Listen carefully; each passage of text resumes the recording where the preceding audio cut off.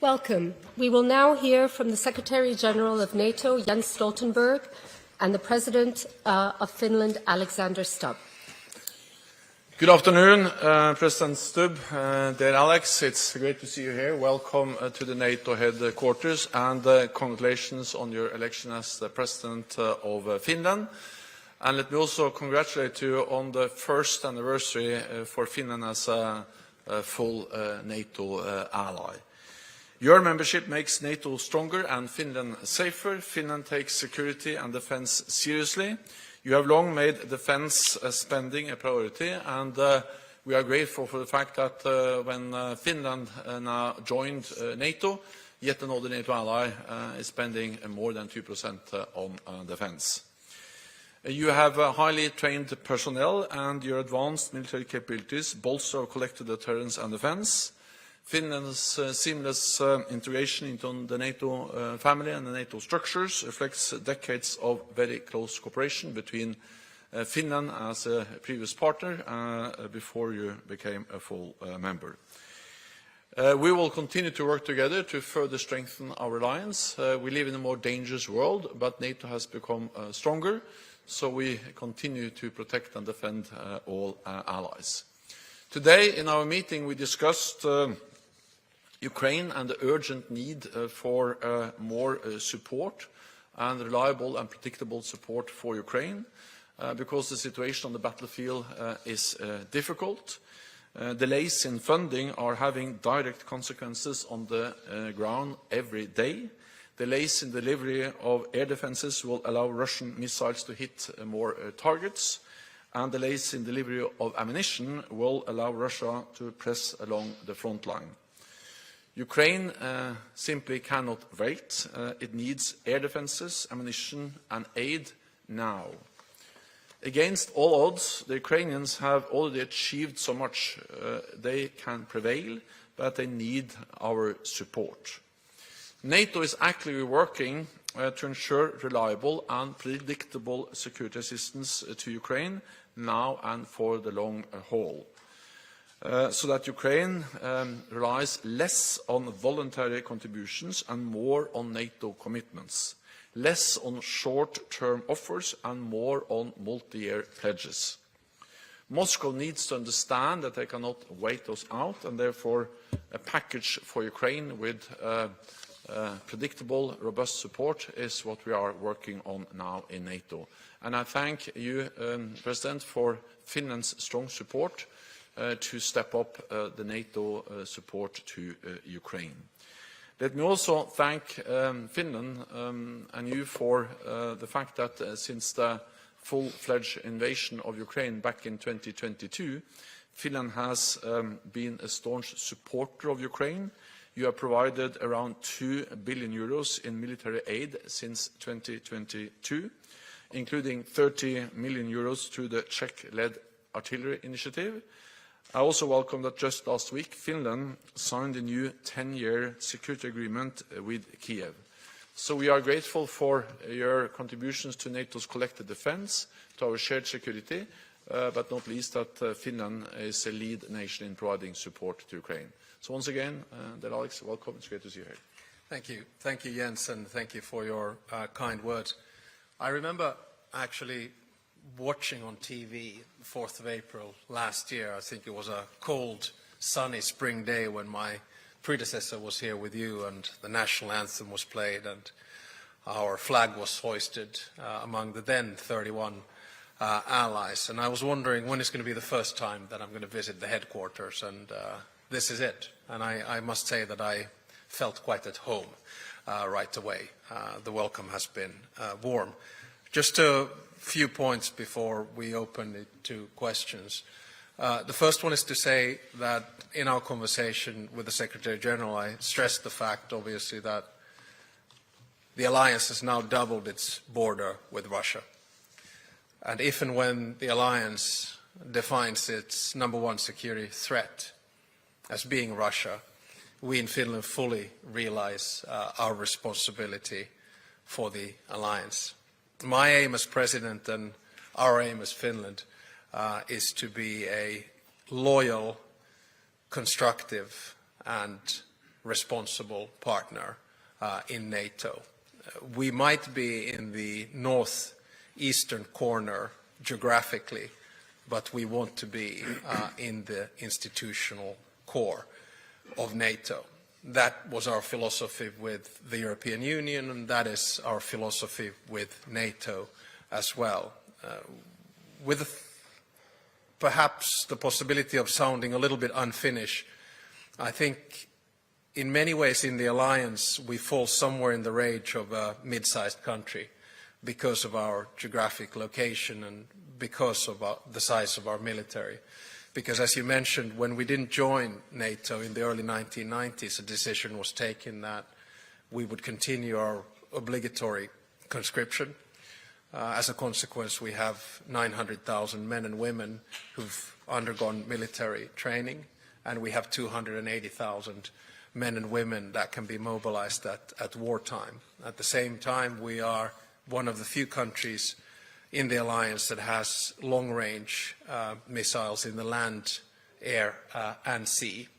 We also have the second largest artillery in Europe, actually together with Poland. So my message to all of our allies here today is that you can trust us. We support the work that the Secretary-General is doing as we move towards the Washington summit. We will have two very clear goals there. One is on defense and deterrence, and the other one is on supporting Ukraine. So we look forward to these coming months as we start moving towards Washington, and I look forward to seeing you, Jens, many more times before, unfortunately, at some stage you might leave us. Thank you very much. We'll take the first question from MTV, Janne Pumalainen. Perfect pronunciation. They were practicing it in the elevator. Thank you, and especially for the pronunciation. Finland has not imposed any restrictions on its military aid to Ukraine, but some NATO countries still do not allow their weapons to be used to strike Russian territory. Does this undermine Ukraine's ability to win the war? And secondly, if I may, EU's Josep Borrell yesterday said that Europe must prepare for a potential war as a full-scale conflict on the continent is no longer a fantasy. How important is Finland's role while Europe prepares against the Russian threat? Thank you. Yeah, I can start and just say that first, we can never take peace for granted. And we live in a more dangerous world. We have a full-fledged war in Europe, we have a new war in the Middle East, and we have more great power rivalry. At the same time, we have seen that NATO has adapted. So yes, we live in a more dangerous world, but NATO has become stronger to preserve peace, to prevent war, as NATO has successfully done for 75 years. And we don't see any imminent threat, a military threat against any NATO ally, because NATO's deterrence works. We are there together. An attack on one will be an attack on all, and that's the best way to prevent any armed attack on a NATO ally. Then on the support, well, it is a decision by each and every ally exactly what kind of support they provide to Ukraine. But I welcome that allies have provided also long-range systems, missiles. Allies are also now providing F-16s. And we need to remember what this is. This is a war aggression that where Russia has invaded another country, blatantly violating international law. And Ukraine has the right, according to international law, for self-defense. That's actually right enshrined in the UN Charter. And we have the right to help Ukraine uphold the right of self-defense without making NATO and NATO allies party to the conflict. And Ukraine has part of self-defense is also that Ukraine has the right to strike legitimate military targets outside Ukraine to defend themselves. So this is a war aggression. Ukraine has the right to self-defense, and I welcome that allies are providing military support to Ukraine to enable their self-defense. Well, I guess there's a short answer and a long answer to both of your questions. The short answer about war is to say that a pessimist always prepares for the worst, but an optimist make sure that it doesn't happen. And I think that is exactly what we should do, first in terms of national defense, secondly in terms of NATO's defense, and thirdly in terms of the capacity of the European Union. As far as Finnish support, long answer, for Ukraine is concerned, it is steadfast. It will continue for as long as it takes. And from my visit to Kyiv last week on Wednesday, I think the message was very clear to all of our allies, including the United States, is that Ukraine needs ammunition, it needs weapons, and it needs vehicles, and it needs them now. So there's a short-term need of help, and that's why I have also called upon the US Congress to release the $60 billion, because that is part of the package. Will that solve all? No. We need to continue to do our part in Europe as well, and that's why I welcome the Czech initiative of pooling ammunition. I had conversations yesterday with the Prime Minister of Belgium, Alexander De Croo, who's committed 200 million euros to that particular initiative. And I actually also had lunch yesterday with Josep Borrell and discussed this particular event. I think what he tries to do is to raise the prospect of a possibility of a war, but we must make sure that that will not happen on our soil. And the best way to do it is by supporting Ukraine now. Thank you. We'll next go to Max Delaney, AFP. Hello, thank you very much. Secretary General, you said that Ukraine simply cannot wait any longer for air defenses. So my question is, why is Ukraine still waiting? Are the allies unwilling or unable to provide it? And when will Ukraine get the Patriots that it's been pleading for so desperately? Thank you. Well, NATO allies have provided unprecedented level of support to Ukraine, including air defenses, including Patriot batteries, and also other advanced systems, including the NASAMS, the IRIS-T, and other SAM-T and other advanced air defense systems. As important as delivering new systems is to ensure that the systems which are already there are working as they should, meaning they need spare parts, they need ammunition, they need maintenance. But at the foreign ministerial meeting last week, my message was the same as we also heard from many allies, and of course for Ukraine, that there is a need to step up even more and provide not only ammunition and spare parts to the existing batteries and systems, but also to deliver more systems. I know that some allies are now really looking into what more they can do, how they can dig even deeper into their inventories to provide more air defense for Ukraine, because it is urgent.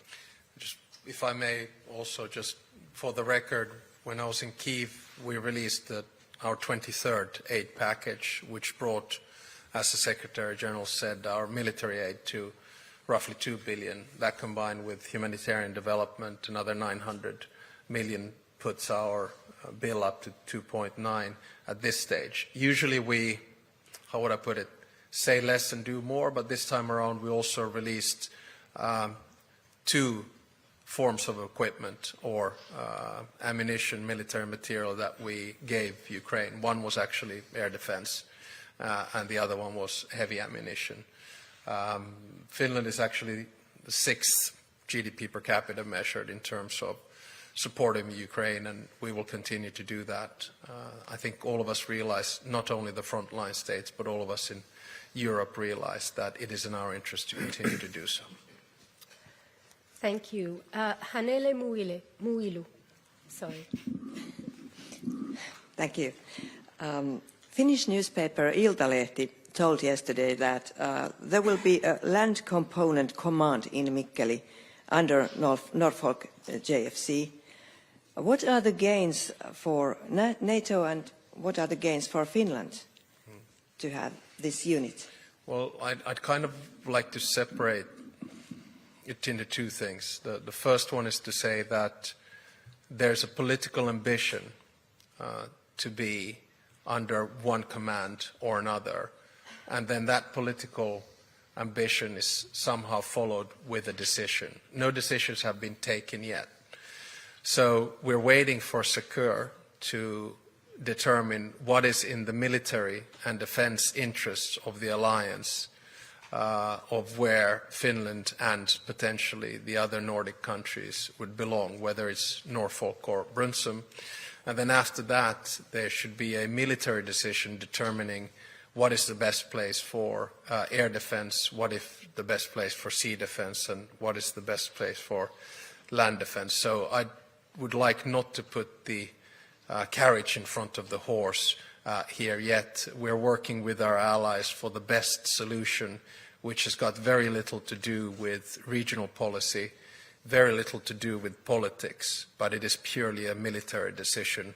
But I don't think you have to have a doctorate in military strategy to understand that if the land border of the alliance has doubled with Russia, it might be quite useful to perhaps have a land component close to that border as well. Let me just add that we welcome the fact that Finland has offered to host a land component command for a multi-core force. But as Alex just said, as the President just said, no decision has been made yet. We are now waiting for the advice from our Supreme Allied Commander, SECUR, and based on that we'll then take a decision within some weeks or a couple of months. On the different ways we are now going to adapt our command structure. This is partly about the fact that we have Finland and Sweden as new members, but also the fact that we have actually initiated a bigger process of adapting NATO's command structure, and part of that will be also then to have different component commands in different parts of Europe, including in the Nordic area. Thank you. And a final question to Reuters, Andrew Gray. Thank you. There have been reports in recent days that Ukrainian military intelligence carried out an attack on a Russian warship docked off Kaliningrad. Does either of you have any information that would shed light on that report and could confirm whether it's true? And following up, would you consider it to be legitimate for Ukraine to carry out attacks on Russian warships in the Baltic, particularly given that the Baltic is now often described as a NATO lake?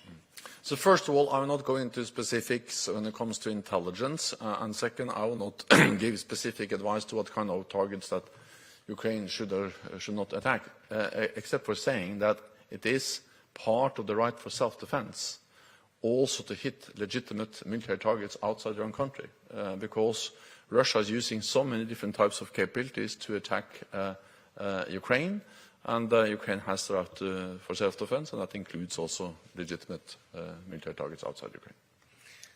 Thank you. This concludes.